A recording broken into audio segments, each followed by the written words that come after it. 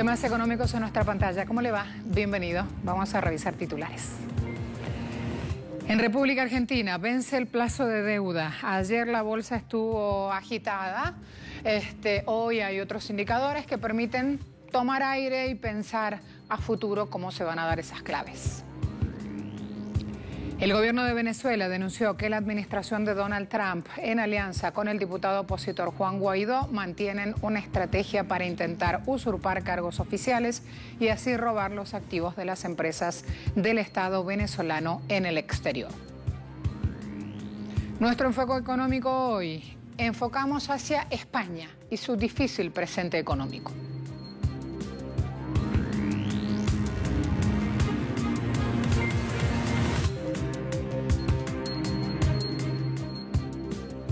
Una deuda que fue contraída de forma irresponsable, que es impagable y que se hace profundamente injusta en la espalda de todos los argentinos y argentinas.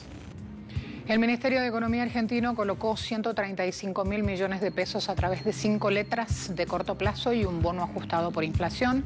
Esa colocación permitió conseguir parte de los fondos necesarios para pagar la deuda externa que vence en las próximas semanas. Esa deuda, que escuchaban al jefe de gabinete, fue contraída de manera irresponsable en la gestión macrista. En el Palacio de Hacienda dijeron que pagarán la totalidad del vencimiento de este activo, cuyo principal tenedor es el fondo PIMCO. El pedido a los inversores es que renueven su posición en activos locales. Los vaivenes en la reestructuración de la deuda con unos bonistas que no ceden en sus posturas generan repercusiones en el panorama económico del país. Ayer la bolsa porteña registró una fuerte caída del 6,1%. Hubo acciones que llegaron a perder hasta 12%. Los bancos y las energéticas son algunas de las más afectadas. Los bonos en moneda extranjera fueron otro de los activos con impacto. Títulos como el Discount 2033 perdieron 6,9% en la jornada. También se observó un aumento del dólar contado con liqui del 2%, cerrando en 109,81 pesos, y del 2% en el MEP, para ubicarse en 107,1 pesos. El Ministerio de Turismo de Cuba informó sobre la reanudación de operaciones de la industria del turismo que habían cerrado en el mes de marzo. Los protocolos adoptados están en línea con las recomendaciones emitidas por la OMS y la Organización Mundial del Turismo.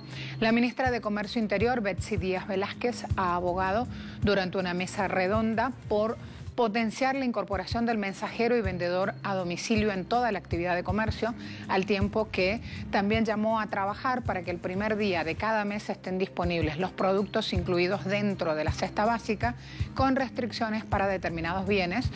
Se vienen cambios de hábito, adaptaciones a las formas de expendio de insumos en la isla, y fíjense cómo van recibiendo esos cambios los ciudadanos cubanos. Así, a los abrazos a los amigos, el reencuentro de los familiares, eso es lo que más extraña. Se ve otra vida en el pueblo, por ejemplo, en el transporte, las personas que se ven transitando de un lado a otro que no se veían, eso es vida, es decir, que estamos saliendo de la situación que tenemos. Y tratar siempre de que nunca el cliente esté de frente a mí y que el cliente no converse. Una de las razones es que el cliente no conversar al cliente para que no tener el mayor riesgo de enfermedad, ¿no? La vicepresidenta de Venezuela, Delcy Rodríguez, mostró en la jornada de ayer información donde hace además una denuncia, muestra evidencias de una organización criminal en la que participan dirigentes de la oposición venezolana como Juan Guaidó y Leopoldo López, que se encuentra desde hace varios años tejiendo un entramado para socavar los intereses del país, apoderarse de sus activos financieros y empresas en el extranjero y entregarlas a Estados Unidos. El plan de robo auspiciado por un sector de la oposición venezolana a favor de intereses estadounidenses tendría como mentor intelectual al abogado José Ignacio Hernández, designado por Juan Guaidó como procurador especial de su gobierno ficticio el 27 de febrero de 2019, quien usurpa funciones desde el extranjero sin oficina ni sede y allana el camino para el robo de la filial petrolera Citgo. Es una corporación criminal que está dirigida a socavar los intereses de Venezuela, como hemos demostrado en oportunidades previas, a apoderarse de los activos financieros de nuestro país, a apoderarse de nuestras empresas en el extranjero. No crean que todos nuestros activos financieros que han sido congelados están congelados en cuentas. No, muchos de ellos ya fueron trasladados a las cuentas de la Reserva Federal estadounidense. Un vulgar despojo de los recursos de Venezuela. José Ignacio Hernández había participado en el pasado como experto de la empresa de maletín Cristalex en el juicio contra PDVSA. Asimismo, impulsó que la empresa ConocoPhillips, en un segundo arbitraje, demandara a la República de Venezuela por $8.000 millones.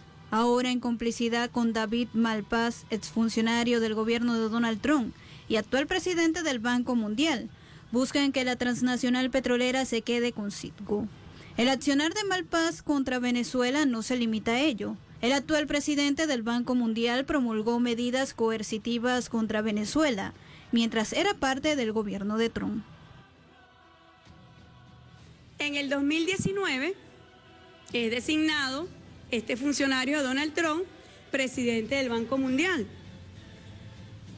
Interesante, nos fuimos a buscar porque él fue uno de los principales promotores de las ilegales sanciones contra Venezuela. En ese periodo, ¿qué se sancionó? Se sancionaron a 72 funcionarios del gobierno venezolano, se sancionó al Petro, se sancionó a Petróleos de Venezuela, Sociedad Anónima, PDVSA, se sancionó a la Eurofinance, se sancionó a la empresa Minerven para la producción de oro, se sancionó al Bandes, se sancionó al Bandes Uruguay, fue sancionado el Banco Bicentenario del Pueblo y el Banco de Venezuela y el Banco Prodem S.A. Ante todo este entramado, Venezuela solicita abrir una investigación contra el director del Banco Mundial y contra el autodenominado procurador por despojo de activos y bienes que le pertenecen al pueblo venezolano. Agrego aquí que el gobierno de Estados Unidos sancionó a compañías mexicanas por su vinculación con Venezuela. El Departamento del Tesoro incluyó en esta lista de los llamados nacionales designados especialmente de la Oficina de Control de Activos Extranjeros a las compañías Schlager Business Group y Libre a Bordo con sede en México por su vinculación, decía, con Venezuela. Según el Tesoro, esas empresas están asociadas con una red que intenta evadir sanciones estadounidenses contra el sector petrolero venezolano. Estas medidas coercitivas también recaen sobre 2 buques petroleros, de los Voyager en francés con bandera panameña, asociado a una firma que es Voyager Shipping, y Euroforce con bandera de Liberia, vinculado a la compañía Romina Maritime. Y agrego aquí un tuit del canciller venezolano con la denuncia. Washington sigue promoviendo un cerco contra Venezuela. Pretende que no podamos exportar petróleo para que el pueblo venezolano se quede sin alimentos, medicinas, gasolina. El sistema multilateral de la ONU debe reaccionar. Esto lo pedía justamente en ese entorno internacional. Llevaremos este caso, ha dicho, a la Corte Penal Internacional.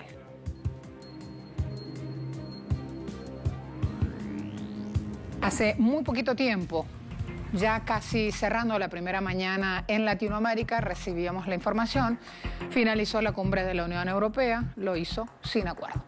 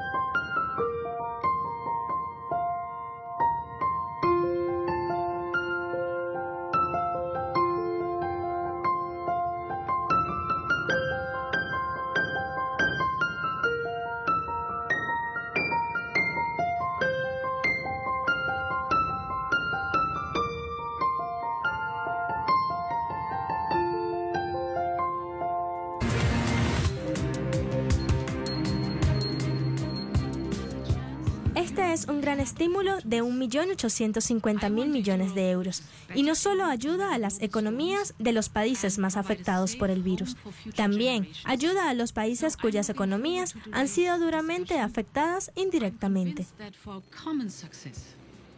Los líderes de la Unión Europea hicieron este viernes una cumbre por videoconferencia, terminó sin acuerdos y retomarán la negociación en julio próximo. La propuesta de la Comisión presentada en mayo pasado se basa en un presupuesto comunitario, periodo 2021-2027, dotado con 1,1 billones de euros, que servirían de respaldo para emitir deuda en los mercados de cara a financiar un fondo de recuperación. Ese fondo tendría 750.000 millones de euros que se distribuirían a través de programas de presupuesto hasta el año 2024. 500.000 millones se canalizarían en forma de subvenciones a fondo perdido y 250.000 millones en forma de préstamos. En cuanto al presupuesto plurianual, hay distintas perspectivas entre los gobiernos sobre su tamaño, contenido y financiación, incluidos los recursos propios y los descuentos que tienen países como Holanda, Dinamarca o Suecia en su contribución a las cuentas por aportar mucho más de lo que reciben. Hoy se vieron todas las posturas. Holanda, Austria, Dinamarca y Suecia, partidarios de la austeridad, son los más críticos con el Fondo de Recuperación de la Comunidad Europea. Francia, España, Italia, Portugal y en general los países del sur son los más conformes con la propuesta de Bruselas, que recoge sus demandas de emitir deuda común y dar prioridad a las subvenciones para evitar que su deuda pública se dispare al tomar préstamos.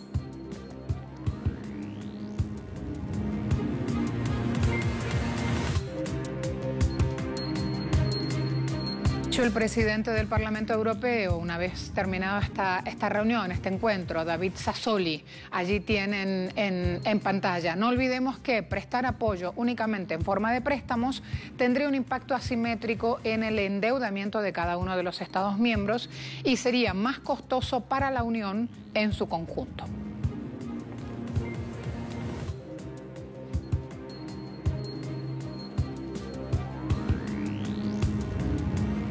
Allí esa postura donde justamente hoy dijimos estaban todas las opciones sobre la mesa. No hubo acuerdo, queda para el mes siguiente. Este es un tema que toda la Unión Europea está justamente en vilo porque en plena pandemia aún no tienen definido cómo van a salir, cómo va a ser ese post-pandemia. En Italia, decenas de monjas protestaron este jueves frente al Parlamento exigiendo ayuda financiera para familias con niños en escuelas privadas. Quieren ayudarlos justamente en este momento de pandemia. Fíjense las imágenes. Las monjas procedentes de varios lugares de Italia colocaron mochilas escolares en el suelo, agitaron banderas, gritaron consignas frente a este recinto donde se toman decisiones políticas. Le pidieron al gobierno que apruebe proyectos de ley que, según ellos, permitirían a los hogares elegir entre escuelas privadas y públicas sin agregar una carga financiera adicional. Italia fue uno de los países más afectados durante el nuevo brote de COVID-19. El país recientemente salió de un estricto cierre patronal. No estamos aquí para pedir dinero para las escuelas charter, sino dinero para que las familias italianas puedan elegir entre el público y las escuelas charter sin tener que pagar más. Dado que ya pagaron impuestos, pedimos al gobierno y al Movimiento 5 Estrellas para invertir mejor el dinero. Exigimos ayuda económica para las familias, más que para nuestros institutos. Queremos que los proyectos de ley aprobados garanticen una libertad de elección para las familias, de modo que tengan la opción de inscribir a sus hijos en el tipo de escuela que deciden. Ayer calentico dimos este dato, hoy lo empleamos un poquito más. Aproximadamente 1,5 millones de trabajadores despedidos pidieron beneficios de desempleo en Estados Unidos la semana pasada. Un número históricamente alto incluso cuando la economía se reabre cada vez más y los empleadores traen a algunas personas de regreso justamente al espacio donde se genera producción. Este número de desempleo sigue siendo muy alto. El mercado laboral está sufriendo daños masivos semana tras semana y las consecuencias de esos despidos se han extendido desde las pequeñas empresas a las empresas estadounidenses. Vimos que los trabajadores volvieron a la economía. Se reiniciaron cerca de 2.5 millones de empleos a medida que se permitía la reapertura de negocios no esenciales. La mayoría de esos puestos que estaban en bares y restaurantes, en tiendas minoristas y en consultorios médicos. como los dentistas que se habían visto obligados a cerrar durante el pico de la pandemia. Ahora, las pérdidas de empleo se alejan de las áreas de la economía, que fueron las más afectadas, las pequeñas empresas, y ahora estamos viendo muchos despidos en corporaciones que se han enfrentado semana tras semana a la caída de la demanda de sus productos. China impulsará aún más cooperación internacional. Tiene la iniciativa La Franja y la Ruta y a pesar del impacto del COVID-19 han tomado esta decisión. Lo comunicaba Wang Yi, el ministro de Relaciones Exteriores. Esta iniciativa también se le conoce con una propuesta en el año 2013. Se ha convertido en la plataforma más grande para la cooperación internacional porque participan activamente y tienen fuerte apoyo todas las partes. O sea, tratan de eliminar asimetrías. China fortalecerá la comunicación y la coordinación con sus socios en la Franja y la Ruta de manera prioritaria y hará de esta iniciativa un modelo de cooperación, salud, recuperación y crecimiento, y juntos buscan un futuro mejor. Así han planteado ayer estas conversaciones.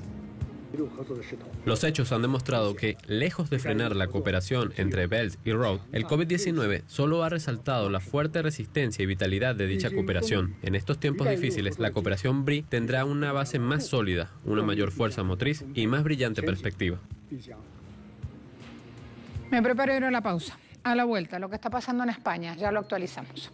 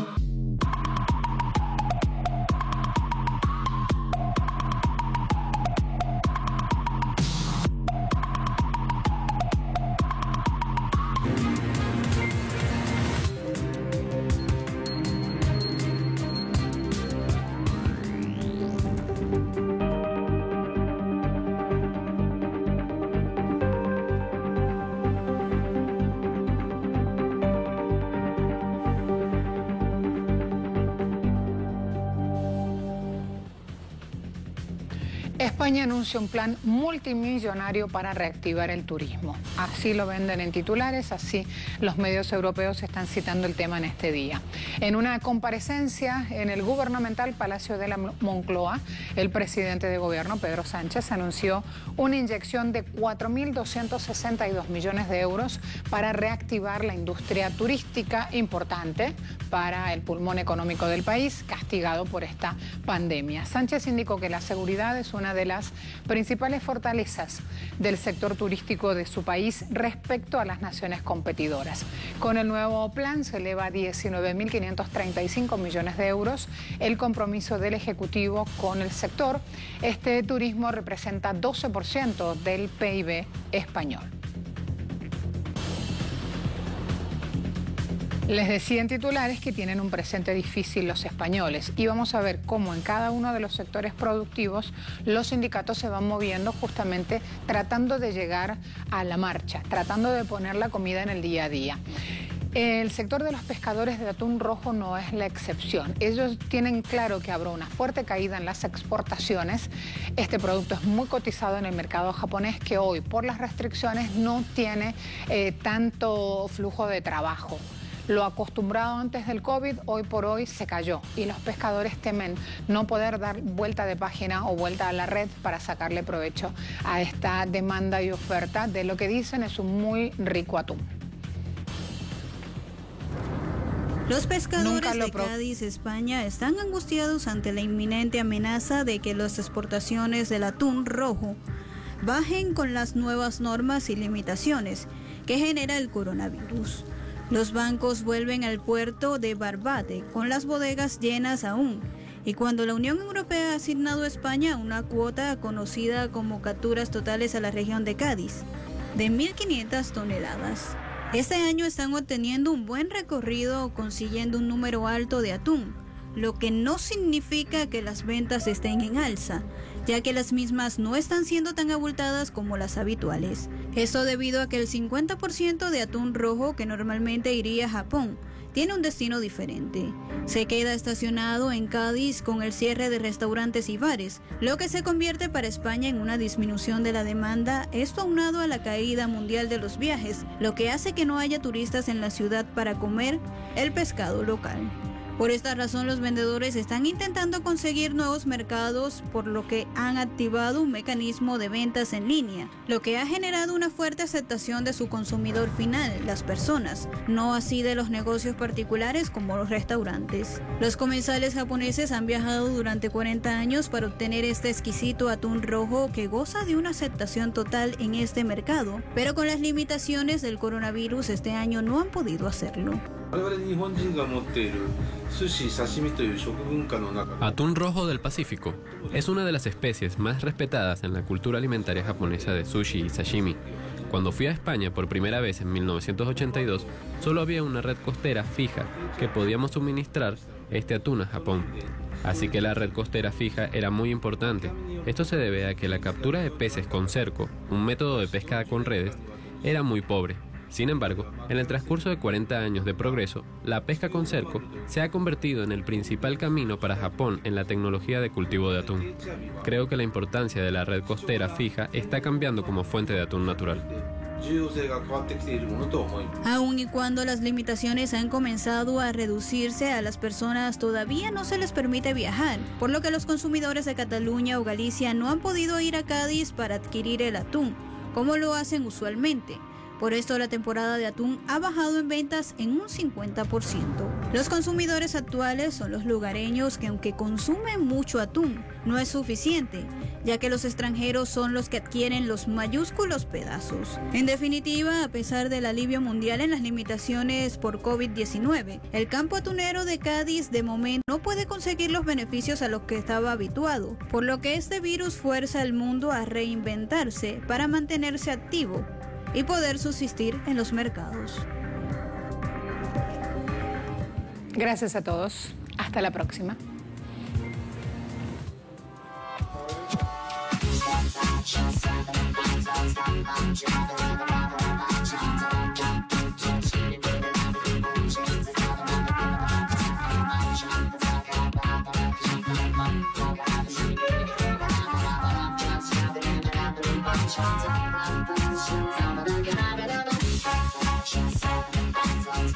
She's